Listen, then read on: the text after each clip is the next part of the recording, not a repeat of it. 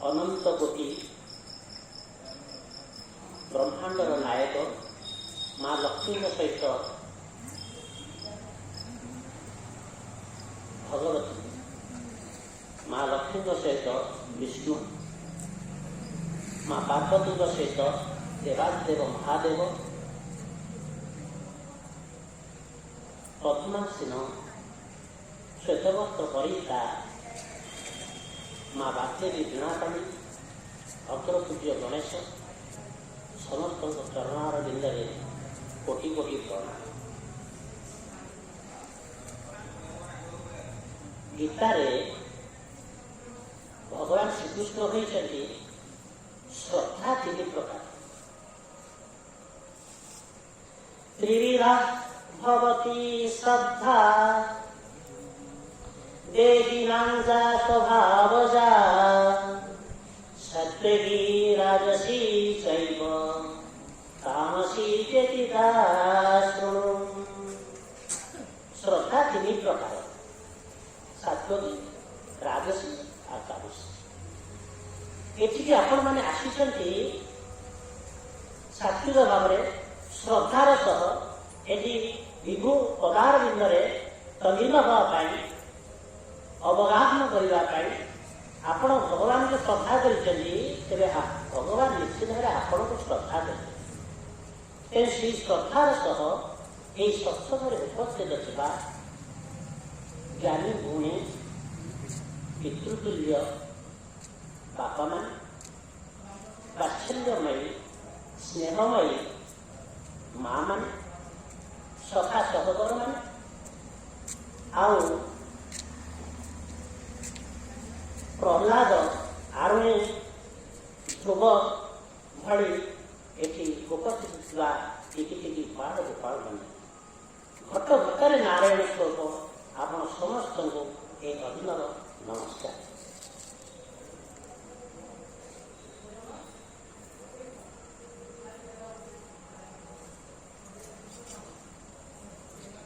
नवधा भक्ति रे शेष होची आत्मनिर्भर संपूर्ण भाव समर्पण कहा से भगवान विश्व नियंता त्रिभुवन स्वामी भगवान किंतु यदि क्वेश्चन आसो प्रश्न आसो भगवान किए तो जानिले आम टे भाव जीव तेणु भगवान किए एटा जानापी विष्णु पुराण में भगवान व्यासदेव लिखिं उत्पत्ति प्रलय चैव भूतानां गतिं उत्पत्ति प्रलयं चैव भूतानां गतिं वेति विद्या अविद्या च सह भुक्ता सनातनः। भगवान व्यासदेव लिखिं विष्णु पुराण पंचम अध्याय 38तम श्लोक। तार अर्थ है भगवान होती उत्पत्ति स्थिति आउ प्रलयर ज्ञाता, विद्या अविद्यार ज्ञाता, गति अगतिर ज्ञाता, जे सबूर ज्ञाता जार हुए आउ जी परमात्मा सबू आत्मा मानकर उच्च से तत्स्वरूप तत्व आत्मा ये आसे सी ही भगवान। यदि भगवान से हे तेरे कहीं आम देखिपारे से कौटी अच्छा निलय कौटा पुणी बासस्थान कौटा। तेणु भगवान जो बास करती सेटा वैकुंठ धाम। वैकुंठ धाम जही न पशे रज रज तमर से स्थान ना वैकुंठ धाम। वैकुंठ धाम कौन से अच्छी गीतार पुरुषोत्तम योग 15 अध्याय श्लोक प्रथम प्रथम श्लोक ऊर्ध्वमूलमधः साकम् अश्वत्थं प्राहुरव्ययम् छन्दांसि यस्य पर्णानि यस्तं वेद सः वेदवित् ऊर्ध्वमूलमधः साकम् ऊर्ध्वमूल अर्थात इस संसार मूल भगवान विष्णु सीधे ऊर्धरे रहे ऊर्धरे मूल रहा ताने ओलटिया वृक्ष ओलट वृक्ष हेउछि लोकलटा तेणु एमितिया गोटे वृक्ष सीधाକୁ ତିଆରି କଲେ ଯାହାର ऊर्धरे रहा मूलटा वैकुंठ धाम ऊर्धरे रहा ऊर्ध्वमूल मधः शाखम् अध अध तारका तले रहा शाखा शाखा माने ब्रह्मलोक प्रथम रहा विष्णु लोक ता तले रहा ब्रह्मालोक तापरे आमर आसी आलोक मध्य से मध्य मंडल रहा तार शाखा अपोशाखा आई तेणु आम जदि ठीक काम करवा आमर गति ऊर्ध्वमुखी हम जदि आम किसी खराब काम करवा नेगेटिव एटीट्यूड देखा तेरे आम सबसे निम्नगामी होगा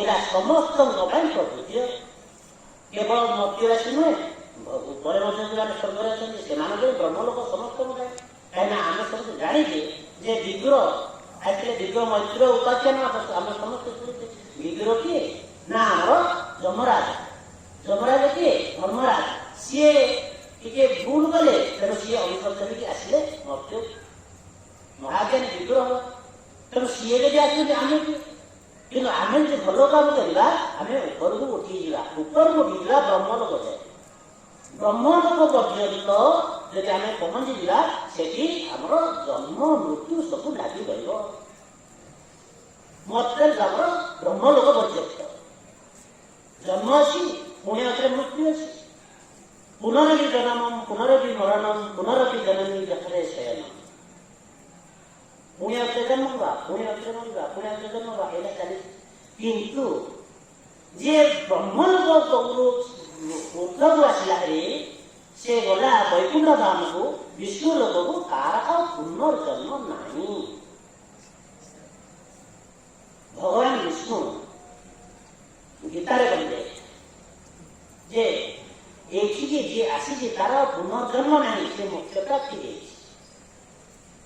तो ब्रह्मलोक ऊपर रहा विष्णु लोक विष्णु लोक भगवान राख वैकुंठ धाम तो वैकुंठ धाम कौन केमी अच्छी से ना आम आसला बेले महावीर मंदिर चलती यात्रा बहुत लिचु भाव बहुत रंगीन लाइट अति सुंदर दिखे कहीं महावीर क्षेत्र महावीर क्षेत्र अति सुंदर लगे तो मुझे गोटे क्वेश्चन कहले तो रात लगे दिन में कहीं लगे समस्त असले कहले सार मुंड ना तो कागज दिन में कहीं लगे मुझे कहीं लगे कौन अच्छी ना लगे तार किसी मूल्य रहा कहीं सूर्यर प्रकाश ये लाइट रो 10 गुण अच्छी बहुत अच्छी तेणु एम कमी ठीक सेमती वैकुंठ लोक भगवान विष्णु कहले से पंचदश अध्याय श्लोक संख्या 6 श्लोक संख्या 6 न तद्भासयते सूर्यो न शशांक न पावकः जत् गत्वा न निवर्तन्ते तद्धामं परमं मम न तद्भासयते सूर्यो एमती आम कहले महावीर मंदिर में दिन बेले लाइट लगे लाइट किसी ना जलिया जा न जलिया सहित सोना सेमती आपने पुणी समस्ते विचार करूँ न तद्भासयते सूर्य एठी केते लाइट होची केते प्रकाश अछि सूर्यंकर भी स्थिति नहीं सूर्य किसी परिपालते नहीं केवल सूर्य नहीं न शशांक न पावक ना चंद्र ना अग्नि तार की भूमिका नहीं मैंने आपण मैंने चिंता करूँ वैकुंठ लोक प्रकाश जब निवर्तनते तद्दामं कर्म मम जत दत्वा जोटाକୁ ଗଲେ ଦତ୍ୱା ନ ନିବର୍ତ୍ତନ୍ତେ ନା ସେମାନେ ଆଉ ଫେରିବେ ନାହିଁ ମୋକ୍ଷ ପ୍ରାପ୍ତି ନାହିଁ। ତାମାନେ ମୋକ୍ଷ ପ୍ରାପ୍ତି ଯିଏ ହେବ ସିଏ ବୈକୁଣ୍ଠକୁ ଯିବ, ତାର ଆଉ ପୁନର୍ଜନ୍ମ କିଛି ନାହିଁ। ତଦ୍ଦାମଂ କର୍ମ ମମ ସେଇ ପ୍ରକାର କାମଟା ହେଲା ମୋର କର୍ମ କାମ।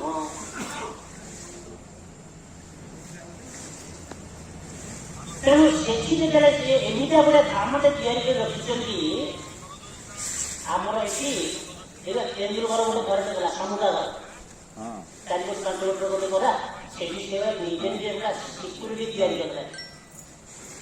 ଏତେ ସିକ୍ୟୁରିଟି ଟାଇପ୍ କଲା କି ତାଙ୍କର ଗଭର୍ଣ୍ଣମେଣ୍ଟ ସିକ୍ୟୁରିଟି ନ, ସେ ନିଜେ ବି ଆହୁରି ପ୍ରାଇଭେଟ ସିକ୍ୟୁରିଟି ରଖିଛି।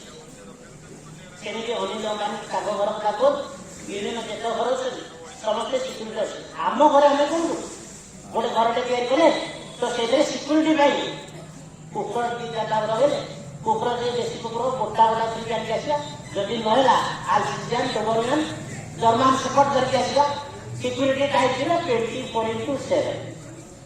ତାହେଲେ ଭଗବାନ ଯେତେବେଳେ ଏମିତି ଗୋଟେ ଅତି ସୁନ୍ଦର ଧାମଟେ ଗଲେ, ବୈକୁଣ୍ଠ ଧାମ ଗଲେ, ତା ପାଇଁ ତ କିଛି ସିକ୍ୟୁରିଟି ଦରକାର।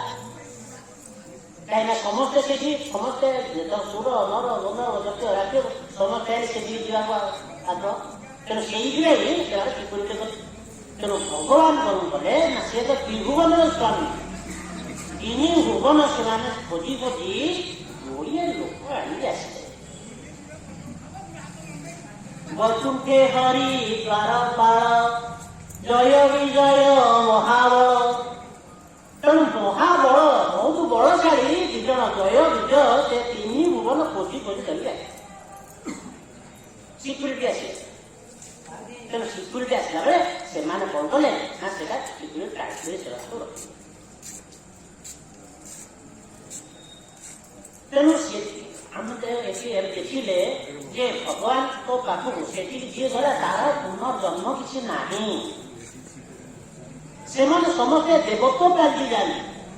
କାହିଁକିନା ଆମେ ଦେଖନ୍ତୁ ଏଠି ଜଗନ୍ନାଥ ପୁରୀ ରଥଯାତ୍ରା ବେଳେ ରଥ କହେ ମୁଁ ଦେବତା, ପଥ କହେ ମୁଁ ଦେବତା, ପାଚେରୀ କହେ ମୁଁ ଦେବତା, ପାହାଚ କହେ ମୁଁ ଦେବତା।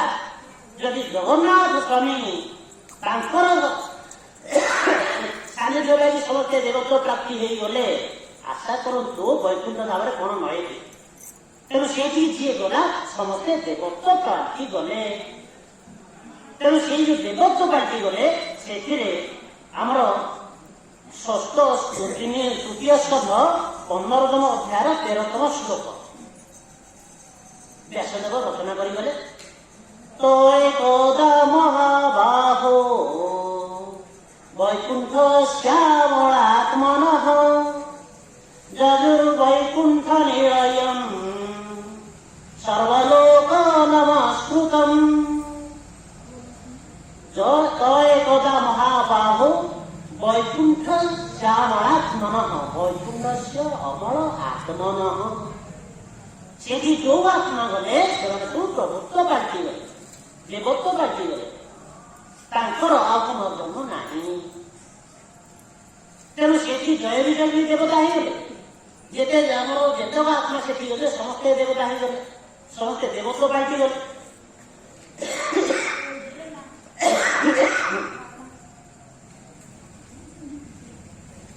ତେଣୁ ଦେବତ୍ୱ ପ୍ରାପ୍ତି ଗଲା ପରେ ଏଠି ଆଜି এই ଭାଗବତ ଅଧ୍ୟାୟରେ ଆମେ ଆଜି ଆଲୋଚନା କରିବା ଭକ୍ତ ପ୍ରହ୍ଲାଦ। ଆପଣମାନେ ସମସ୍ତେ ଜାଣିଛନ୍ତି ପ୍ରହ୍ଲାଦ ଆସିଲେ, ହିରଣ୍ୟକଶିପୁ ଘରେ ଜନ୍ମ ହେଲେ, ନୃସିଂହ ଅବତାରରେ ମାରିଲେ। ତେଣୁ ଆପଣମାନେ ହିଁ ଏଠି ଆସିବେ। ଯିଏ କିଛି ଜାଣିନଥିବ ସିଏ କିଛି ଆସିବ ନାହିଁ। ଆମେ ଚୀନର ଗୋଟେ ଖଟା ଅଛି, କି ଖଟା ଅଛି? ଅସରପା ଖଟା। ଆପଣମାନେ ଖାଇବେ? କାହିଁକି ଆମେ ଜାଣିଲେ ସେଟା ଆମେ କୁହିବା ନାହିଁ, କିନ୍ତୁ ଚୀନ ଲୋକ ଆସିଲେ ସେ ଜାଣିଛନ୍ତି ସାଙ୍ଗେ ସାଙ୍ଗେ ୱିଦିନ୍ ନୋ ଟାଇମ୍ ଫିନିଶ୍ ସବୁ ସରିଯିବ ସାଙ୍ଗେ। ତେଣୁ ଆପଣମାନେ ଜାଣିଛନ୍ତି, ଆପଣଙ୍କର ଆଗ୍ରହ ଅଛି, ଏଠି ଆପଣ ଆସିଛନ୍ତି। ତେଣୁ ଆପଣ ଯେବେ ଦଶମ ବେଦ ସହ ବେଦ ଯିଏ ଜାଣିଛି ସେ ହିଁ ବେଦବି। ତେଣୁ ଆପଣ ମାନେ ଜଣେ ଜଣେ ବେଦବି। ବୋଲ ଶ୍ୟାମ ରାମଚନ୍ଦ୍ର କି। କେତେ ଜଣ ଶିକ୍ଷାଚାର ବିଭିନ୍ନ ମାଧ୍ୟମରେ ଏଟାକୁ ପ୍ରକାଶ କରିଛନ୍ତି। ଆମର ଗୀତା ହଉ ଭାଗବତ ହଉ ଏ ମଣିଷ ଜୀବନ ପାଇଁ ଗୋଟିଏ ଗୋଟେ ଗାଇଡ ବହି। ସୁସ୍ଥ ଭାବରେ ଆମେ ଭଲ ଭାବରେ ଚଳିପାରିବା। ତେଣୁ ଏଇଟା ଗୋଟିଏ ଗୋଟେ ଗାଇଡ ଆମେ ଚଳିବା ପାଇଁ, ଆଉ କିଛି ନାହିଁ। ତେଣୁ ଏଇ ଯୋଉ ଗାଇଡ ରହିଲା ବିଭିନ୍ନ ପ୍ରକାରର ବିଭିନ୍ନ ଟୀକାକାର ଅଛନ୍ତି। ଭଲ ଜଣେ ଟୀକାକାର ଆମର ଶ୍ରୀଧର ସ୍ୱାମୀ, ସିଏ କଣ କହିଛନ୍ତି ନା ଯେତେବେଳେ ହିରଣ୍ୟକଶିପୁ ହିରଣ୍ୟାକ୍ଷ ଜନ୍ମ ହେଲେ, କାହିଁକି ଜନ୍ମ ହେଲେ? ସିଏ ତ ସେଠି ରହିଥିଲେ ତାଙ୍କ ପାଖରେ, ତ ସେମାନେ ବ୍ରାହ୍ମଣ ଆସି ଅଭିଶାପ ଦେଲେ, ତାଙ୍କ ଦ୍ୱାର ବଳକୁ ତ ସେ ରକ୍ଷା କରିପାରିଲେନି, ସେ ଆମକୁ କଣ ରକ୍ଷା କରିବେ? ନା, ସେଇଟା ତାଙ୍କର ଗୋଟିଏ ଲୀଳା। ତେଣୁ ଶ୍ରୀଧର ସ୍ୱାମୀ କହିଛନ୍ତି ଯେ ଭଗବାନଙ୍କର ବେଳେ ବେଳେ ଯୁଦ୍ଧ ଇଚ୍ଛା ହୁଏ, ବେଳେ ବେଳେ ଯୁଦ୍ଧ ଇଚ୍ଛା ହୁଏ। କାହିଁକିନା ତାଙ୍କର ଯଦି ନଥାନ୍ତା ଆମେ ତାଙ୍କର ସନ୍ତାନ, ଅମୃତ ସେ ପୁତ୍ରା। ତେଣୁ ସିଏ ଯଦି ପରମାତ୍ମା ହେଲେ ଆମେ ଆତ୍ମା ଅଛି, ଆମେ ସମସ୍ତେ ତାଙ୍କର ଦାୟାଦ ଅଛି।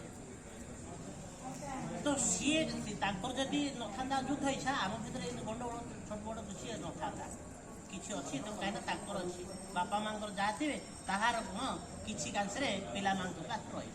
ତେଣୁ ଆମ ପାଖରେ ଅଛି ନା ତାଙ୍କର ଯୁଦ୍ଧ ଇଚ୍ଛା ରହିଲା। ତେଣୁ ଭଗବାନ ଯୁଦ୍ଧ କରିବେ। ଯୁଦ୍ଧ କେମିତି କରିବେ? ଆମେ ଘର ଭିତରେ ଯୁଦ୍ଧ କରିବା, ବାଡ଼ି ଖଣ୍ଡେ ଧରି ବୁଡ଼େଇବା, ତ କାନ୍ଥରେ ଯେତକ ଥିବ ଘଣ୍ଟା, ଯେତକ ଟ୍ୟୁବଲାଇଟ୍ ସବୁ ଭାଙ୍ଗି ନଷ୍ଟ ହେଇଯିବ। ତେଣୁ ଯୁଦ୍ଧ କେତେବେଳେ ଘର ଭିତରେ ହେବ। ତ ସିଏ କ'ଣ କଲେ ନା ଯୁଦ୍ଧ କରିବା ପାଇଁ ବାଛିଲେ କୋଉଠି? ମର୍ତ୍ତ୍ୟଧାମ। ମର୍ତ୍ତ୍ୟଧାମରେ ଯୁଦ୍ଧ କରିବା ପାଇଁ ଭଗବାନଙ୍କ ସହିତ ଯୁଦ୍ଧ କରାଯିବ। ଦୋସ୍ତି, ହିନ୍ଦୀରେ ଗୋଟେ ଅଛି ଦୋସ୍ତି और दुश्मनी बराबरी से होता है।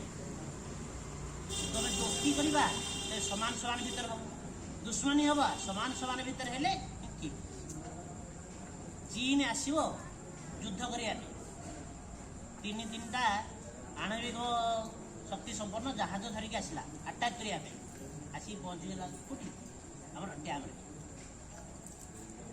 ଆଣବିକ ସବୁ ପୁରା ହାଇ ଟେକ୍ନୋଲୋଜିର ସବୁ ଧରିକି ଆସିଲାରି ଜାହାଜ ଯୁଦ୍ଧ କରିବା ପାଇଁ। ଆମେ ଏଠୁ ସାତପାଟଣାରୁ 3-4ଟା ଇଣ୍ଡିଆ ଗୋଟେ ଗୋଟେ ଠେଙ୍ଗା ଧରିକି ଯାଇ ପହଞ୍ଚିବା ସେଠି। ଯୁଦ୍ଧ ହବ କି ନାଇଁ? ତେଣୁ ଯୁଦ୍ଧ କରିବା ପାଇଁ ସମାନ ସମାନ ଆବଶ୍ୟକ। ତେଣୁ ଭଗବାନ କ'ଣ କଲେ? ତିନି ଭବନର ସବେ ତିନି ସମସ୍ତଙ୍କର ଦେଖିଲେ କୋଉଠି ଗୋଟେ ମୋର ସମସ୍ତଙ୍କ ଦରକାର। ଆସି ନଜର ପଡ଼ିଲା କାହା ପାଖରେ? ଦ୍ୱାରପାଳ ପାଖରେ।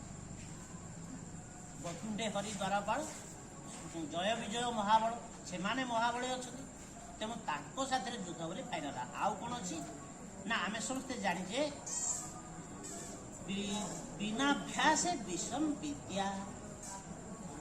ଯଦି ବିଦ୍ୟାଟା ଅଭ୍ୟାସ ନାହିଁ ସେଇଟା ଆମର କାମରେ ଆସିବ ନାହିଁ। ବୁଟ ସୁଟ ବନ୍ଧୁକ ଧରିକି ସେମାନେ ସବୁ ଦିଟା ଯାକ ଜଗିଛନ୍ତି। ଯଦି ଅଭ୍ୟାସ ନାହିଁ ତାଳ ପୋଟ କାଟି ପଡ଼ିଲେ ସିଏ ତ ଆଗ ଧାଇଁବେ ତାଙ୍କ ଜୀବନ ପାଇଁ ବଞ୍ଚେଇବାକୁ, ଆମକୁ କ'ଣ ବଞ୍ଚେଇବ? ତେଣୁ ଏତେ ଆମେ ଧରିକି ଆସିବା କିଛି ନାହିଁ। ତେଣୁ ସିଏ କ'ଣ କଲେ? ତାଙ୍କର ବି ଟିକେ ଅଭ୍ୟାସ ହେଇଯିବ ଯୁଦ୍ଧ। ତେଣୁ ତାଙ୍କର ସେ ଭଗବାନ ସେ କଲେ ଯେ ହଁ ମୁଁ ଯୁଦ୍ଧ କରିବି, ତାଙ୍କୁ ବି ମୁଁ ଶିଖେଇବି। ତେଣୁ ଏମିତି ସବୁ ଫାଇନାଲ ହେଲା ଯେ ସେଇଟା ଜୟ ବିଜୟ ସହିତ ଯୁଦ୍ଧ ହବ। ତେଣୁ ଜୟ ବିଜୟ ସାଥିରେ ଯୁଦ୍ଧ ହବ, ଏଇଟା ଭଗବାନଙ୍କର ଲୀଳା, ଭଗବାନଙ୍କର ଇଚ୍ଛା। ଲୀଳା କ'ଣ ଅଛି? ଲୀଳା କାହାକୁ କହିବା ଆମେ? ନା ଲୀଳାଟା ସଦାବେଳେ ଆପଣମାନେ ଚିନ୍ତା କରନ୍ତୁ, ଲୀଳା ଆଉ ଗୋଟେ କଥା କ୍ରିୟା। ଲୀଳା କାହାକୁ କହିବା? ନା ଲୀଳା ମୁକ୍ତିଦାୟକ, କିନ୍ତୁ କ୍ରିୟା ସଦାବେଳେ ବନ୍ଧନ। ଆମେମାନେ ଯାହା କରିବା ସବୁ କ୍ରିୟା। କ୍ରିୟାରେ କ'ଣ ରହିଲା? ସମତ୍ୱ ଭାବ ରହିବ ନାହିଁ, କିନ୍ତୁ ଲୀଳାରେ ସବୁ ସମାନ। ଭଗବାନଙ୍କର ସବୁ ଲୀଳା କାହିଁକି? ନା ଭଗବାନ ସମସ୍ତେ ଆମ ସମସ୍ତଙ୍କୁ କହୁଛନ୍ତି ଯେ ସମସ୍ତେ ଜଣେ ଜଣେ ଆତ୍ମା। ତେଣୁ ସମସ୍ତେ ମୁଁ ଆତ୍ମା, ସେ ଜନ୍ତୁ ଆତ୍ମା, ସେ ଗଛ ଆତ୍ମା, ସମସ୍ତେ ଅଛନ୍ତି। ତେଣୁ ନର ମାନବ ତରୁ ତୃଣ ସବୁ ସକଳ ଘଟେ ନାରାୟଣ। ସେ ନର ହଉ, ସେ ଜନ୍ତୁ ହଉ, ସେ ଯାହା ହଉ, ସମସ୍ତଙ୍କ ବାରେ ସକଳ ଘଟରେ ନାରାୟଣ ଅଛନ୍ତି। ସବୁ ଆତ୍ମା ଭଗବାନ ଚିନ୍ତା କଲେ ସେ ସବୁ ଆତ୍ମା। ତେଣୁ ସମତ୍ଵ ଭାବ ଅଛି। କିନ୍ତୁ ଆମେ ସମତ୍ଵ ଭାବ ଦେଖିପାରିବା ନାହିଁ। କାହିଁକି ଦେଖିପାରିବାନି ନା, ଘରେ ମୋ ବାପା ଅଛନ୍ତି, ମୋ ବାପାଙ୍କୁ ଗୋଟେ ମୁଣ୍ଡିଆ ମାରିଲି, ସେଇ ସମାନ ଭାବ ନେଇକି ମୁଁ ମୋ ପୁଅଟାକୁ କେବେ ମୁଣ୍ଡିଆ ମାରିପାରିବି କି? ହେଇପାରିବ ନା। ମୁଁ ବୋଉକୁ ମୁଣ୍ଡିଆଟେ ମାରିଲି, ବୋହୁ ଯାଇକି ଗୋଟେ ଝିଅକୁ ମୁଣ୍ଡିଆ ମାରିପାରିବା କି? ତେଣୁ ବିଷମତା ରହିଲା ମାନେ ସେଟା କ୍ରିୟା। ତେଣୁ କ୍ରିୟା ସଦାବେଳେ ବନ୍ଧନ ଯିବ, କିନ୍ତୁ ଲୀଳା ଏଭଳି ବନ୍ଧନ ନୁହେଁ, ସେଟା ମୁକ୍ତିଦାୟକ। ଭଗବାନ ଶ୍ରୀକୃଷ୍ଣଙ୍କର ଲୀଳା ଅଛି, ମୁକ୍ତି ଦେଇଛନ୍ତି, ସେ ସମସ୍ତଙ୍କୁ ମୁକ୍ତିଦାତା ସେ। ତେଣୁ ସେଇଟା ହିଁ ଲୀଳା। ତେଣୁ ଏଇ ଲୀଳା ଦେଖାଇ ସେ ଜୟ ବିଜୟ ସହିତ ଯୁଦ୍ଧ କରିବାକୁ ଫାଇନାଲ କଲେ। ତେଣୁ କେମିତି ଫାଇନାଲ କରିବେ ନା, ସିଏ ତ ଜୟ ବିଜୟ ଆସିବେ ମର୍ତ୍ତ୍ୟଧାମ। ତେଣୁ ମର୍ତ୍ତ୍ୟଧାମକୁ ଆସିଲା ପରେ ଯୁଦ୍ଧ କେମିତି ଆସିବେ? ଭଗବାନ ଚିନ୍ତା କଲେ ଯେ ନାଇଁ, ତାଙ୍କୁ ଅଭିଶାପ ଦେବା, ଏବେ ସେ ତଳକୁ ଆଣିବା, ସବୁ ତାଙ୍କର ହିଁ ଲୀଳା। ଅଭିଶାପ ଦେବା କେମିତି ନା, ଭଗବାନ ସମସ୍ତ ଶାସ୍ତ୍ରରେ ଯଦି ମିଶେଇ ଦେବା, ଆମେ ସମସ୍ତ ସୁରକ୍ଷା 5 ଜଣଙ୍କୁ ଭଗବାନ ଦେଇଛନ୍ତି। ସୁରକ୍ଷା 5 ଜଣଙ୍କୁ ଦେଇଛନ୍ତି। ସାନ ଟିକି ପିଲା, ବାଳ, ବୃଦ୍ଧ, କନ୍ୟା, ଗୋ ଆଉ ବ୍ରାହ୍ମଣ, ଗାଈ ଆଉ ବ୍ରାହ୍ମଣ, ଏଇ 5 ଜଣଙ୍କୁ ସଦାବେଳେ ସୁରକ୍ଷା ଦେଇଛନ୍ତି। ସେଥିରୁ ବେଶୀ ସେ ଦେଇଛନ୍ତି ଗୋରୁ ଆଉ ବ୍ରାହ୍ମଣ। ସମସ୍ତ ଶାସ୍ତ୍ରରେ ସେଟା ଲେଖା ହେଇଛି ଅନେକ ଜାଗାରେ। ନମୋ ବ୍ରହ୍ମଣ୍ୟ ଦେବାୟ ଗୋ ବ୍ରାହ୍ମଣ ହିତାୟ ଚ ଜଗତ୍ ହିତାୟ କୃଷ୍ଣାୟ ଗୋବିନ୍ଦାୟ ନମୋ ନମଃ। ନମୋ ବ୍ରହ୍ମଣ୍ୟ ଦେବାୟ ଗୋ ବ୍ରାହ୍ମଣ ହିତାୟ ଚ। ଗୋ ଆଉ ବ୍ରାହ୍ମଣ ଏଇ ଦିନ ଜଣକ ରହିବ। ଗୋ ବ୍ରାହ୍ମଣେଭ୍ୟ ଶୁଭମସ୍ତୁ ନିତ୍ୟଂ ଲୋକା ସମସ୍ତା ସୁଖିନଃ ଭବନ୍ତୁ। ଗୋ ବ୍ରାହ୍ମଣ ଶୁଭମସ୍ତୁ, ଗୋ ଆଉ ବ୍ରାହ୍ମଣ ତାଙ୍କର ଶୁଭ ହଉ। ତେଣୁ ଗାଈ ଆଉ ବ୍ରାହ୍ମଣ ଏଇ 2 ଜଣ ଯାକୁ ସଦାବେଳେ ତାଙ୍କର ଅନୁକମ୍ପା ରହୁଛି। ତେଣୁ ପୂଜା ପଡ଼ିଲା ବ୍ରାହ୍ମଣ। ବ୍ରାହ୍ମଣ ମାନେ ଯିଏ ବ୍ରାହ୍ମଣ ମାନେ ଜନ୍ମ, ସିଏ ନୁହେଁ। ବ୍ରାହ୍ମଣ କାହାକୁ କହିବା? ବ୍ରହ୍ମମ୍ ଜାନାତି ଇତି ବ୍ରାହ୍ମଣ। ଯିଏ ବ୍ରହ୍ମକୁ ଜାଣିଛି ସିଏ ହିଁ ବ୍ରାହ୍ମଣ। ବ୍ରହ୍ମକୁ ଜାଣିଛି ମାନେ ସଦା ସର୍ବଦା ତାଙ୍କୁ ଦୃଶ୍ୟ ହେଉଥିବ ସେଇ ପରମ ପଦ ଭଗବାନ ଶ୍ରୀକୃଷ୍ଣଙ୍କର ଶ୍ରୀଚରଣ ସଦାବେଳେ ଦୃଶ୍ୟମାନ। ଓಂ ନମୋ ବିଷ୍ଣୁ ତତ୍ ପରମ ପଦମ୍ ସଦା ପଶ୍ୟନ୍ତି ସୁରୟ। ତାଙ୍କର ସଦାବେଳେ ଚରଣକୁ ଦେଖୁଛନ୍ତି କିଏ? ସମସ୍ତେ ବ୍ରାହ୍ମଣ ମାନେ ସଦାବେଳେ ନଜର ତାଙ୍କୁ ସେଟା ଦୃଶ୍ୟମାନ। ଯାହାକୁ ଏମିତି ହେଲା ସେ ହିଁ ବ୍ରାହ୍ମଣ। କାଲି ବ୍ରାହ୍ମଣକୁ ଜନ୍ମ ହେଲେ ହେବ ନାହିଁ। ତେଣୁ ବ୍ରହ୍ମମ୍ ଜାନାତି ଇତି ବ୍ରାହ୍ମଣ। ଯିଏ ବ୍ରହ୍ମକୁ ଜାଣିଛି ସିଏ ହିଁ ବ୍ରାହ୍ମଣ। ଯିଏ ଭଗବାନଙ୍କୁ ଜାଣିଛି ସିଏ ହିଁ ବୈଷ୍ଣବ। ତେଣୁ ବ୍ରାହ୍ମଣ ବୈଷ୍ଣବ ଭିତରେ ଡିଫରେନ୍ସ। ତେଣୁ ଏଇଟା ହିଁ ବ୍ରାହ୍ମଣ। ତେଣୁ ଏମିତିଆ ବ୍ରାହ୍ମଣ ପୂଜା ପଡ଼ିଲା। ଯିଏକି ଅଭିଶାପ କାହିଁ ଦେବ? ସେଟା ତାଙ୍କର ଲୀଳା। ତେଣୁ ଏଠି ଯେତେବେଳେ ଆମର ପୂଜା ପଡ଼ିଲା, ଆପଣମାନେ ସମସ୍ତେ ଜାଣିଛନ୍ତି ଭଗବାନ 10 ଅବତାର ନେଇଥିଲେ। ଜୟଦେବଙ୍କର ଅଷ୍ଟପଦୀରେ ଲେଖିଛନ୍ତି କେଶବ ଧୃତ 10 ବିଧ ରୂପ ଜୟ ଜଗଦୀଶ। କେଶବ ଧୃତ 10 ବିଧ ରୂପ ଜୟ ଜଗଦୀଶ ହରେ। 10 ଅବତାର କଥା ଜାଣିଛନ୍ତି।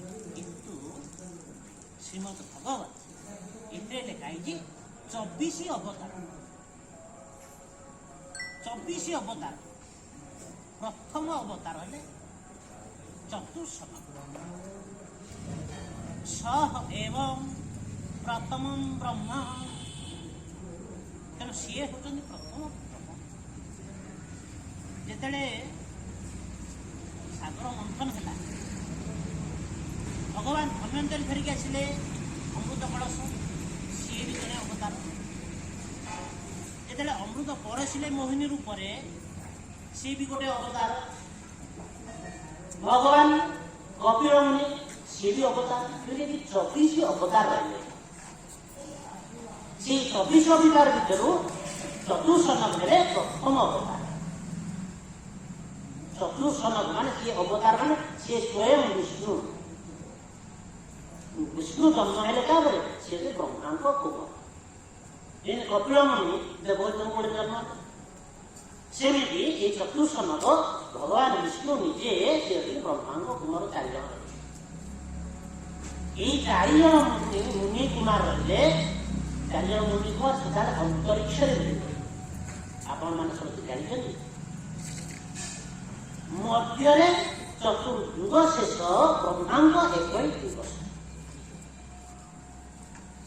ତେଣୁ ଏଠି 4 ଯୁଗ ବ୍ରହ୍ମାଙ୍କର ଗୋଟିଏ ଦିନ। ତେଣୁ ଏମିତି କେତେ ଦିନ ପରେ ଦିନ ବର୍ଷ ବର୍ଷ ହେଇ ମୁନି କୁମାର ମାନେ 5 ବର୍ଷ 6 ବର୍ଷ ଭିତରେ ସମସ୍ତେ ରହିବେ। ମାନେ ଚିନ୍ତା କରନ୍ତୁ ଆଖ୍ୟାରେ ମଧ୍ୟରେ ବୟସ କେତେ ହବ। ଏମିତି ମୁନି କୁମାର ମାନେ ରହିଲେ। ମୁନି କୁମାର ସେମାନେ କଣ କଲେ,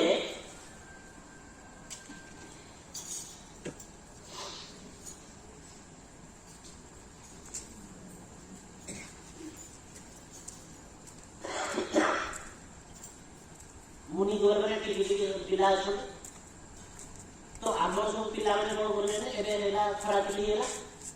ଯଦି ଖରା ଚୁଲି ହେଲା ସେମାନେ ସବୁ ମାଉସୀ ଘର ପିଇସି ଘର ଏମିତି ସବୁ ବୁଲେ।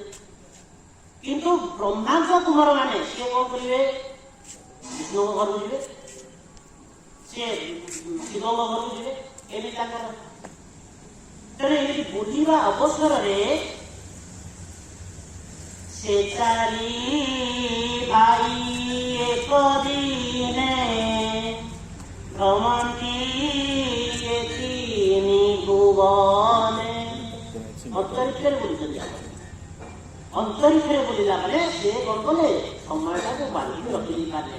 ଏତେ ବୟସରେ ବି 518 ବର୍ଷର ପିଲା ଭଳିଆ ନାହିଁ। ପୁଣି ସେ ଅନ୍ତରିକ୍ଷେ ଗଲେ ବିଷ୍ଣୁର ଭୁବନେ ମିଳିଲେ। 4 ଜଣ ଯାକ ବୁଲିଲେ, ଅନ୍ତରିକ୍ଷରେ ବୁଲୁଛନ୍ତି। ଅନ୍ତରରେ ବୁଲିକି ସେ ଯାଇକି ବସିଲେ ଯାଇକି ବିଷ୍ଣୁଙ୍କ ଭୁବନରେ। ବିଷ୍ଣୁଙ୍କ ଭୁବନରେ କାହିଁକି ବିଷ୍ଣୁ ଭୁବନ, ସିଏ ଯେହେତୁ ଏବେ ଓಂ ବିଷ୍ଣୁ ତତ୍ ପରମ ପଦମ୍ ସଦା ପଶ୍ୟନ୍ତି ସୂରୟ। ତେଣୁ ଏଇ ଯୋଉ ମୁନି କୁମାର ମାନେ ସଦାବେଳେ ଚିନ୍ତା କରୁଛନ୍ତି ଭଗବାନ ବିଷ୍ଣୁଙ୍କର ଚରଣାର ବିନ୍ଦୁକୁ। ସଦାବେଳେ ଦିଶୁଛି ତାଙ୍କୁ, କାହିଁକି ସେ ବ୍ରହ୍ମଙ୍କର ପୁନଃ ତାକୁ ଦିଶୁଛି। ହେଲେ ସେ ଚିନ୍ତା କଲେ ଯେ କରୋନାରେ ଯେତେବେଳେ ପିଲାମାନେ ସବୁ ସେମାନେ ଏଠି ଘରେ ବସିକି ଦେଖିଲେ ଲାଇଭ ଟେଲିକାଷ୍ଟ, ମୋବାଇଲରେ ଦେଖି ଦେଇକି ପଢିଲେ ଅନଲାଇନ। ତେଣୁ ତାଙ୍କୁ ଅନଲାଇନରେ ଦିଶିଲା ଭଗବାନଙ୍କର ପାଦ। କିନ୍ତୁ ସଦାବେଳେ ଅନଲାଇନରେ, ଏବେ ଆଉ ଅନଲାଇନ ନାହିଁ, ଅଫଲାଇନ ହେଇଗଲାଣି। କିନ୍ତୁ ନା ଏବେ ଯିବା ଭଗବାନଙ୍କର ଡାଇରେକ୍ଟ ଆମେ ଦେଖିକି ଆସିବା। ଆଉ କିନ୍ତୁ ଯାଇକି ପହଞ୍ଚିଗଲେ ଭଗବାନ ହେଲେ ଗେଟ୍ ଏଠି ଅଛି, ଜୟ ବିଜୟ ଅଛନ୍ତି। ଜୟ ବିଜୟ ମହାବ ସେମାନେ ଯୋଉ ବନ୍ଦ ଅଛନ୍ତି, ସେମାନେ ଟିକି ଟିକି ପିଲା, ସେମାନେ କାହିଁକି ଦେଲେ, ତାଙ୍କ ନା ଭଗବାନଙ୍କ ଥିଲା, ତାଙ୍କୁ ହିଁ କେବଳ ଜଣା। ତେଣୁ ଏଠି ସେମାନେ କେମିତି ଜାଣିବେ? ସିଏ କହିଲେ ଏବେ IPL ଚାଲିଛି, କ୍ରିକେଟ ଖେଳ। ଗୋଟେ ଟିକି ପିଲା ନା ଗୋଟେ କ୍ରିକେଟ ଖେଳୁଥିଲେ, ବାଡେଇ ଦେଇଛନ୍ତି ବଲଟେ ବୋଧେ ଗାଡି ପଳେଇ ଆସି 3ଟା ପିଲା ଖୋଜିବାକୁ ଆସିଛନ୍ତି ଆଉ 4 ଜଣ। ସିଏ କାହିଁକି ଗେଟ୍ କରିବେ? ତେଣୁ ଏମିତି କଲେ ସେମାନେ ସମସ୍ତେ ବନ୍ଧେ। 65 ବର୍ଷ ପ୍ରାୟ ସର୍ବେ ଦିଶନ୍ତି ଏକ ଦେହେ, ବାଳ ସ୍ୱଭାବେ ଦିଗମ୍ବର ସ୍ୱଭାବେ ବ୍ରହ୍ମାଙ୍କ କୁମର। ତେଣୁ ସମସ୍ତେ 5-6 ବର୍ଷର ପିଲା ଭଳିଆ ଅଛନ୍ତି। ବାଳ ସ୍ୱଭାବେ ଦିଗମ୍ବର, ଦିଗମ୍ବର ଅର୍ଥାତ୍ ଉଲଗ୍ନ ଅଙ୍ଗାଳି। ତେଣୁ ଏମିତି ନଳାଇଲେ ପିଲା ଯାଇ ବସିଛନ୍ତି, ଭଗବାନ ଗେଟ୍ କାହିଁ ଖୋଲା ହବ? ତେଣୁ ସିଏ କହିଲେ ନାହିଁ ହବ ନାହିଁ। ତେଣୁ ଏଇଠି ଆପଣମାନେ ଚିନ୍ତା କରନ୍ତୁ, ଯଦି ଆମେମାନେ କୌଣସି ଭଲ କାମ କରିବାକୁ ଯିବା, ଏଠି ଆମମାନଙ୍କର ରୀତିରେ ଥିଲେ ଚତୁଃସନ ସିଏ ଭଲ କାମ କରିବାକୁ ଯାଉଛନ୍ତି, ସିଏ ଯାଉଛନ୍ତି ଯେ ଭଗବାନଙ୍କର ପାଦକୁ ଟିକେ ଦର୍ଶନ କରିକି ଆସିବା ପାଇଁ। तेणु आम ये शिक्षा करवा जिते आम कौन भल काम करवा से निहाती भाव में किसी कष्ट करने पड़ो। बोल सियावर रामचंद्र की। There is no shortcut to success. इनकी शॉर्टकट नहीं। चार बड़े जगह करते गोटे तो गेट है बसती से बंद कर शॉर्टकट गोटे गड़ी पड़े पड़े हो पार ना। तेणु सक्सेस पाइबापे कौन से सर्टकट मेथड ना। तेणु यहाँ मान गोटे पानी। तेणु भगवान ये आसले आसले आसले आम जो जाइवा गंगावली यात्रा से पिलाटे आम कौन गोटे किसी मागिला जे मुझे बाबा माँ किनिक आना आम कहा ना यहाँ भल नुह आओ पक ये संभाल पिला गड़ी जीवे गड़ी आस सेमती टिकी टिकी पिला मैंने से दर्शन करने जाऊँगी मुनि मन हरि पासे मुनि मन हरि पारे बसी न पारे प्रमाद मन अच्छी हरि पादे केमी जाइए पाद दर्शन करके कि जापारे ना बसी न पारे प्रमाद आउ रे पिला तेणु सी ना गड़ी गड़ी आसो से कौन कले ना ना सागे सागे अभिशाप देने कहीं यहाँ भगवान को डिरेक्शन भगवान को लीला जे सी सागे देला अभिशाप देदेले अभिशाप कौन देले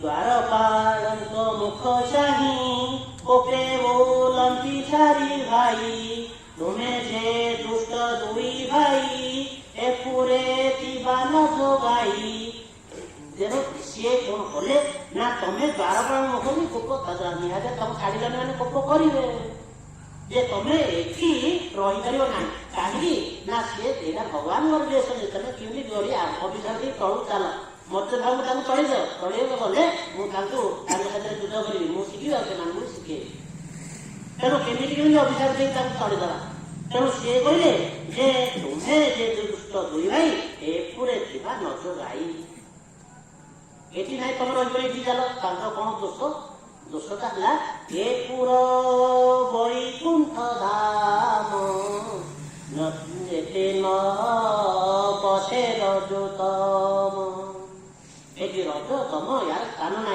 तुम कहीं बंद कर आम कहीं तुम चिन्ह पारे यहाँ तुम दोष दोष एति कहने चल ये शीघ्र चल एते नथा हेनी भाई मते जन्म देह एटी तुम दी भाई रहनी मते जन्म हो जाए तुम देह नहीं तुम चल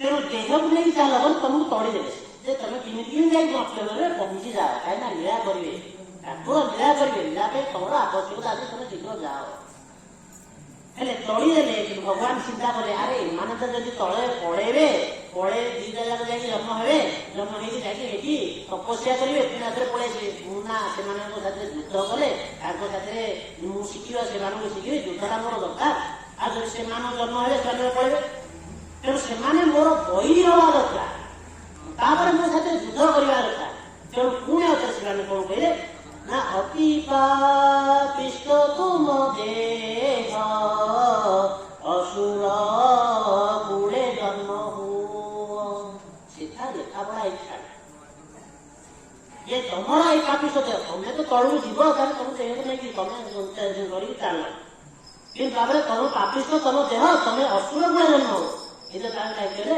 ना असुर कूड़ है सी आमर ब्रह्मर विष्णुर बैरी बैरी है युद्ध युद्धटा कौन ना जोड़ा से भगवान इच्छा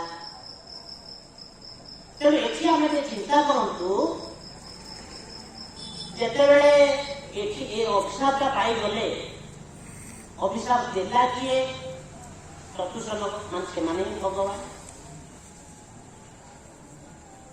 तो अभिशाप देला किए जय विजय से भगवान कहीं जी अच्छी वैकुंठ धाम सी ही भगवान तार आ रिटर्न ना ताले रिटर्न केमी पुणी आसवे ना ना तेणु से चक्रधारी किए चिंता कले एमाने जो चिंता कले कौन आम दोष कलु आम एत बड़ अन्याय कराला आम कहीं अभिशाप दिगले तेणु से चिंता कले चिंता कला भगवान थे सी सब जानते यहाँ हूँ अभिशाप दौर सब जानते तेणु एमाने चिंता कले से तो भगत भावरे बंधारे से तो भगत जीवन धन से तो भगत भावरे बंधारे से तो भगत जीवन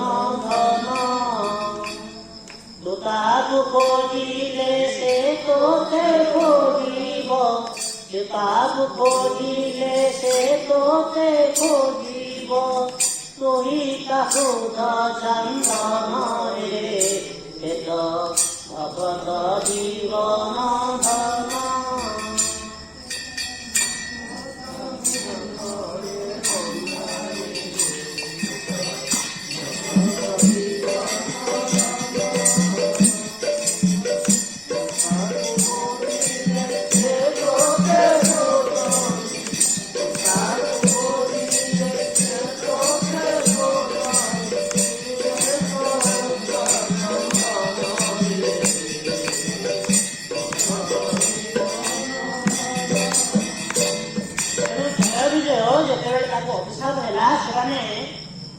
हाथ टेकिले भगवान आमको रक्षा कर अति आकुरे अति विफल भगवान को चिंता करे तेणु भगवान थे भितर अंतपुर लक्ष्मी को संगतरे आसिमी आदि गोविंद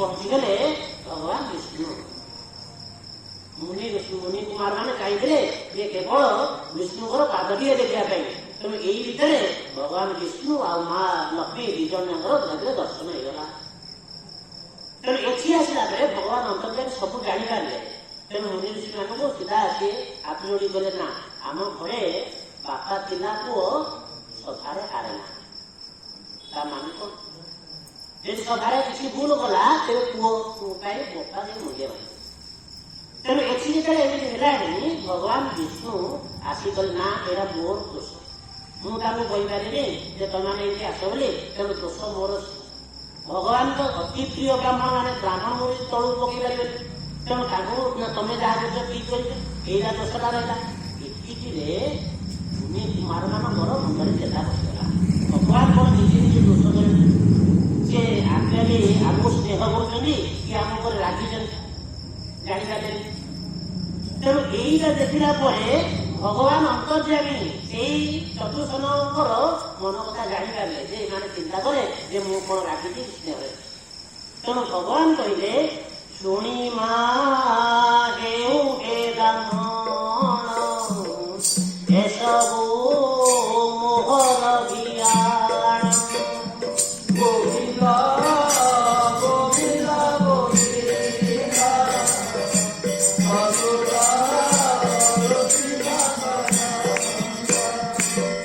भगवान छाड़ीदे कहले व्यस्त हो ना मुनि कुमार मैंने तमें किसी कर जहा हो मो जमाऊँगी करी करो मो दुबेनु अन्न केही ना जहा हूँ सब मो दया जहाँ मो डिरेक्शन तेणु ये आपण मैंने चिंता करूँ अभिशाप देला किए भगवान देले अभिशाप नेला किए भगवान नेले मध्यस्थी किए ना भगवान मध्यस्थी रही तेणु आओ ये आम चिंता कर भगवान बिना किए अच्छी तेणु भगवान बिना किसी भी नहीं तुलसीदास लिखिले सिया राममय सबजग जानी करो प्रणाम जोड़ी देव पार सबुठी सीताराममय ये गचरे अच्छा ये तृण अच्छा ये मानव शरीर अच्छा ये जीव शरीर अच्छा सब सीए बिना कहीं ना तेणु सीए से सब ईश्वर कृपा तेणु एमती चतुर्सन मैंने जापारे ना भगवान आक्चुअली जहाँ कर भगवान आम निमित्त मात्र आम मध्यम कर्म कर लीला तेणु यहीटा है सी मुनि कुमार मैंने ସ୍ନେହରେ କହିଲେ। ପୁଣି ତ କାହିଁକିନା ଏଠି ଭଗବାନ କହିଛନ୍ତି ଯଦ୍ଵତ୍ୱାନ ନିବର୍ତ୍ତନ୍ତେ ତଦ୍ଧାମଂ ପରମଂ ମୋ ଜାଗାକୁ ଯିଏ ଆସିଛି ତାର ପୁନର୍ଜନ୍ମ ନାହିଁ। ଖାଲି ଇଏ ଯିବେ ହେଠି କେମିତି? ଇଏ ତ ପୁଣି ଆସିବା କଥା। ତେଣୁ ସବୁ ପୁରା ଏଠି ଲେଖାପଢା କରିକି ଭଗବାନ ଛାଡୁଛନ୍ତି। କଣ ଲେଖାପଢା କଲେ?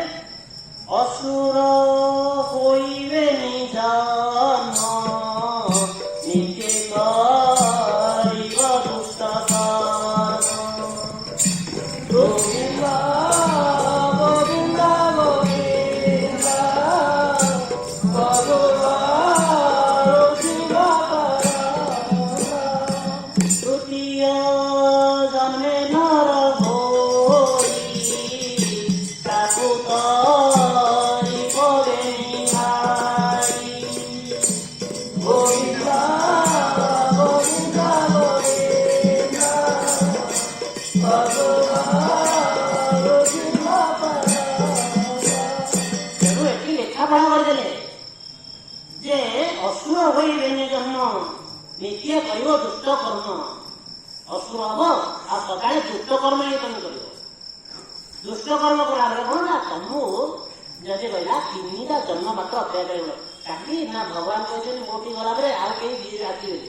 ତମେ ଇଏ ଯଦି ତମକୁ ଯାଉଛନ୍ତି ସାଙ୍ଗେ ସାଙ୍ଗେ ଆସିବେନି ଆମ ପାଖକୁ। ତେଣୁ ସେଇଥିରେ ଲେଖା ହେଇଗଲା ଯେ 3ଟା ଜନ୍ମ ପରେ ତମେ ପୁଣି ଆସିଲେ ଆସିବ। 3ଟା ଜନ୍ମ ମାନେ ଆପଣ ସେମାନେ ସମସ୍ତେ ଜାଣିଛନ୍ତି। ପ୍ରଥମରେ ହିରଣ୍ୟାକ୍ଷ ହିରଣ୍ୟକଶିପୁ, ଦ୍ୱିତୀୟରେ ରାବଣ କୁମ୍ଭକର୍ଣ୍ଣ, ତୃତୀୟରେ ଦନ୍ତବକ୍ର ଆଉ ତେଣୁ ଏମିତି 3ଟି ଜନ୍ମ ରହିବ। 3ଟା ଜନ୍ମରେ ଏଠି ଲେଖିକି ଗଲେ ସବୁ ଛାଡୁଛନ୍ତି ନିଜ ଲୋକ ନା ସେ ଜଳାଫଳ। ତେଣୁ ନିଜ ଲୋକକୁ ସେମାନେ ଛାଡୁଛନ୍ତି। ତେଣୁ ସବୁ କରି ଛାଡ଼ିବେ ନା। ହେଲେ ଏଠି ଆମେ ସମସ୍ତେ ଜାଣିଛେ ଯଦି ଗୋଟେ ଜଣେ ଚାକିରି କିଛି କରିଛି ତାହେଲେ ଯେ 4-5 ମାସ ସେ ପଳେଇଲା ଚାକିରିରୁ ଛୁଟି। ତାହେଲେ ଏଠି ବି ଚାକିରି ମିଳିଛି ଜଳାଫଳ ଚାକିରି। ସେ 3 ବର୍ଷ 3ଟା ଜନ୍ମ ସେପଟେ ରହିଲେ ଆସିଲା ବେଳକୁ ଏଇ ଚାକିରି ଛୁଟି। ନାଇଁ ନାଇଁ ତୋର ଛୁଟି ହେଲା ଆଉ ତମେ ଆସିପାରିବ ନା। ତେଣୁ ସେଇଟା ବି ସେମାନେ କହିଲେ। ସେମାନେ କଣ କହିଲେ? ବିଷ୍ଣୁଙ୍କୁ ଚିନ୍ତି ଅପରାଧ ପୁଣି ଲାଗିବ ନିଜ ପଦ। ଗୋବିନ୍ଦ ଗୋବିନ୍ଦ ଗୋବିନ୍ଦ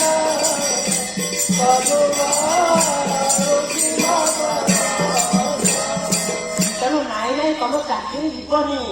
ତମେ 3ଟା ଜନ୍ମ ଆସିଲା ବେଳେ ତମେ ପୁଣି ନିଜ ପଦ ପାଇବ। ଚାକିରି ଅଛି।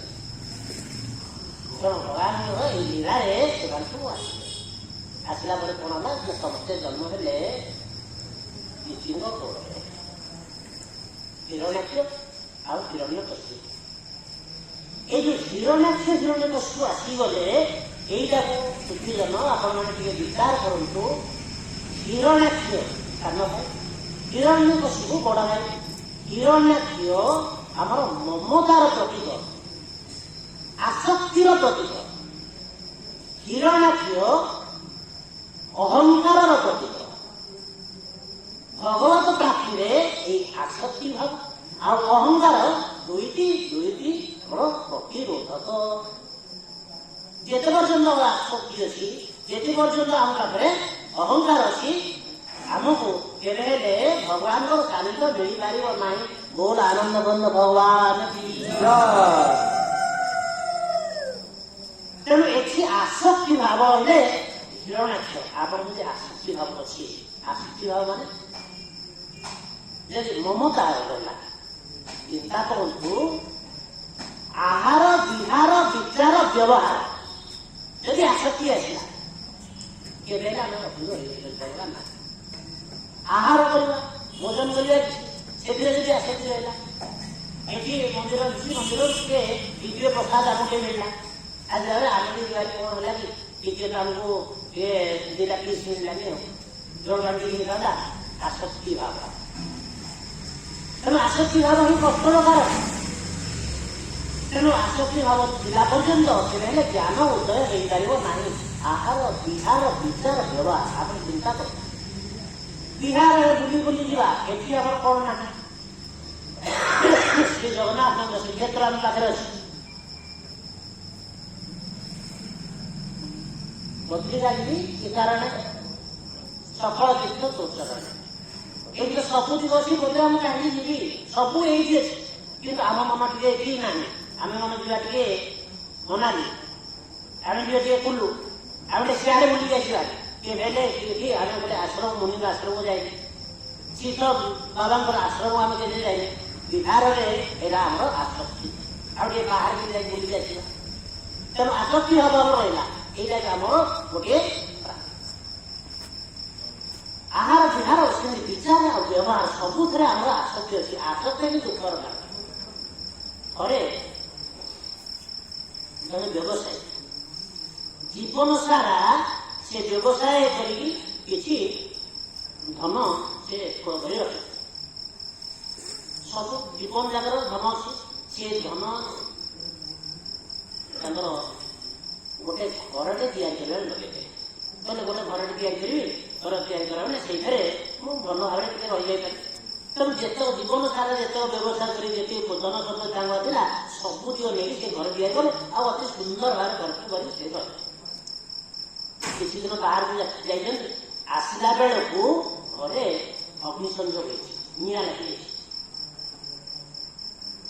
ଯେତେବେଳେ ଆସିକି ଦେଖିଲେ ଘରଟା ଜଳି ଯାଉଛି ଭୋ ଭୋଇ କାନ୍ଦିଲେ ମୋର ସବୁତିକ ପଇସା ନଷ୍ଟ ହେଲା ମୋ ସବୁତିକ ଜୀବନ ସାରା ଯେତିକି ଧନ ସମ୍ପତ୍ତି ରହିଛି ସବୁ ହେଇଗଲା ନଷ୍ଟ ହେଇଗଲା ଭୋ ଭୋଇକି କାନ୍ଦିଲେ ସେ ସମୟରେ ଆଉ ଜଣେ ଆସିକି ପହଞ୍ଚିଗଲେ କହିଲେ କାହିଁକି କାନ୍ଦିବ ନା ମୋର ସବୁତିକ ସରିଗଲା ମୋ ଜୀବନ ସାରା ଯେତେ ଧନ ସମ୍ପତ୍ତି ନଷ୍ଟ ହେଇଗଲା ସବୁ ହେଇଗଲା ନା ନା କାନ୍ଦେ ନା ତୋ ପୁଅ ପୁରା କାଲି ଏଇଟାକୁ ଆଉ ଜଣକୁ ବିକି ଦେଇଛି ନା ସତ କହୁଛୁ ସତ କହୁଛୁ ପଇସା ବର୍ତ୍ତମାନ ଜଣକୁ ଦେଇ ଦେଇଛି ମୋର ନୁହଁ ନା ନାଇଁ ଏଇଟା ତୋର ନୁହଁ ହସିବା ହେଇଗଲା ଯାହା ଅତି ସୁନ୍ଦର ମୋ ପୁଅ କେତେ ବଡ ସୁନ୍ଦର କଥାଟେ କରିଦେଇଛି ହସିବା ସାଙ୍ଗେ ସାଙ୍ଗେ ହସିଲା ତାପରେ ପୁଅ ଆସିକି ପହଞ୍ଚନ୍ତି ପୁଅକୁ ଭାରି ଦେଲ ଯାହା ତୁ ଗୋଟିଏ ବୋଲି ପୁଅ କେମିତି ମୋର ଏତେ କଲୁ ସିଏ ଆଶ୍ଚର୍ଯ୍ୟ କାହିଁକି ଏମିତି କଣ କଲା ବାପା ମୁଁ କଣ କାହିଁକି ଏମିତି କହୁଛ ନା ଯାହା ତୁ ଏଇଟା ବିକି ଦେଇଛି ଗଲି ନା ନାଇଁ ନାଇଁ ବିକିବା ପାଇଁ କଥାବାର୍ତ୍ତା ହେଇଥିଲି କିନ୍ତୁ ତୁଟିନି ନା ତୁଟିନି ରେ ଏବେ ବିକିନୁ ତାହେଲେ ମୋର ନଷ୍ଟ ହେଇଗଲା ପୁଣି ଆଥରେ କାନ୍ଦି କାନ୍ଦି ରହିଲା ମାନେ ଆପଣ ମାନେ ଚିନ୍ତା କରନ୍ତୁ ଯେତେବେଳେ ଆସକ୍ତି ଆସିଯାଉଛି ଦୁଃଖର କାରଣ ମୋର ବୋଲି ଯେତେବେଳେ ଆସିଯାଉଛି ସେତେବେଳେ ଦୁଃଖ ଲାଗୁଛି କାନ୍ଦି ଯାଉଛି ମୋର ନୁହଁ ସେତେବେଳେ ଆଉ କାମ ନାହିଁ କଥା ତେଣୁ ଆପଣମାନେ ଚିନ୍ତା କରନ୍ତୁ ଆସକ୍ତି ଆଉ ଆସକ୍ତି ବିନା ମୋର ଆଉ ଆମର ଯଦି ଚିନ୍ତା କରିବେ ଆସକ୍ତି ଆସିଗଲା ତେଣୁ ଆସକ୍ତିକି ଯଦି ଆମେ ମାରିବାକୁ ଚାହୁଁଛେ ହିରଣ୍ୟାକ୍ଷ ଭଳିଆ ବେଶୀ ପରିଶ୍ରମ କରିବାକୁ ପଡିବ ନାହିଁ ସେଇଟା ବିବେକରେ ହିଁ ମାରିଯାଇ ପାରିବା ତେଣୁ ହିରଣ୍ୟାକ୍ଷକୁ ଆପଣମାନେ ସମସ୍ତେ ସେଇଟା ଆହୁରି ଗୋଟେ ଅଲଗା ପ୍ରସଙ୍ଗ ଅଛି ତେଣୁ ସେ ହୀରାକୁ ସେ ବରାହ ରୂପରେ ଭଗବାନ ବିଷ୍ଣୁ ଗଦାରେ ତାକୁ ବରାହତ କରିଦେଇଥିଲେ ତେଣୁ ଆସକ୍ତିକି ଆମେ କେବଳ ବିବେକ ଯୋଗୁଁ ମାରିଦେଇ ପାରିବା ଆଉ ଅହଙ୍କାର କେମିତି ଆପଣମାନେ ଚିନ୍ତା କରନ୍ତୁ ବୁଝିବୁଲ କେମିତି ଅହଙ୍କାରକୁ ଆମେ ମାରିଦେଇ ପାରିବା ଅହଙ୍କାର ମରିବ ନାହିଁ ଅହଙ୍କାରକୁ ଆମେ ରାତିରେ ମାରିପାରିବା ନା ଦିନରେ ମାରିପାରିବା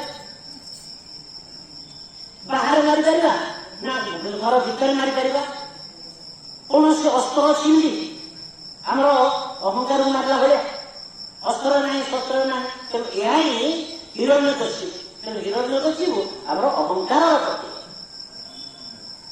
ଅହଙ୍କାରକୁ କେମିତି ମାରିବ ଅହଙ୍କାରକୁ ମାରିବାଟା ଏତେ ସହଜ ନୁହେଁ ସିଏ ଦିନରେ ମରିବନି ରାତିରେ ମରିବନି ସିଏ ଘର ଭିତରେ ମରିବନି ଘର ବାହାରେ ମରିବନି କୌଣସି ଶସ୍ତ୍ରରେ ମରିବନି ଖାଲି ମରିବ କେମିତି ଉପଯୁକ୍ତ ସ୍ଥାନରେ ଯଦି ଆମେ ପ୍ରଭୁଙ୍କର ଶରଣାପନ୍ନ ହେଲା ଏକ ସନ୍ଧିସ୍ଥଳ ଆପଣମାନେ ଚିନ୍ତା କରନ୍ତୁ ଚଣ୍ଡାଶୋକରୁ ଧର୍ମାଶୋକ ଚଣ୍ଡାଶୋକ ହେଲେ କଳିଙ୍ଗ ଯୁଦ୍ଧ ହଉଛି ଅନେକ ଲୋକ ମାରିଯାଉଛନ୍ତି ତେଣୁ ତାଙ୍କର ସେଠି ଜ୍ଞାନର ଉଦୟ ହେଇନାହିଁ ଯେତେବେଳେ ଗୋଟିଏ ସରିଗଲା ଯୁଦ୍ଧ ସରିଗଲା ଆଉ ଧର୍ମାଶୋକ ଆରମ୍ଭ ହେଇନାହିଁ ସେଇ ସନ୍ଧି ସମୟରେ ସେ ଆଶ୍ରୟ ନେଲେ ଭଗବାନ ବୁଦ୍ଧଦେବଙ୍କର ବୁଦ୍ଧଦେବଙ୍କର ଆଶ୍ରୟ ନେଲେ ତେଣୁ ସେଠି ଅହଙ୍କାରର ହତ୍ୟା ହେଲା ଆଉ ଯେତେବେଳେ ସେ ଚେଞ୍ଜ ହେଇଗଲେ ଆଉ ତାଙ୍କର ଅହଙ୍କାର ହିଁ ନାହିଁ ଶ୍ରୀକୃଷ୍ଣ ଲୀଳାରେ ବି କହିଛନ୍ତି ଦୁଇଟି ଗୋପୀମାନଙ୍କ ମଧ୍ୟରେ ଶ୍ରୀକୃଷ୍ଣଙ୍କୁ ରଖାଯାଇଛି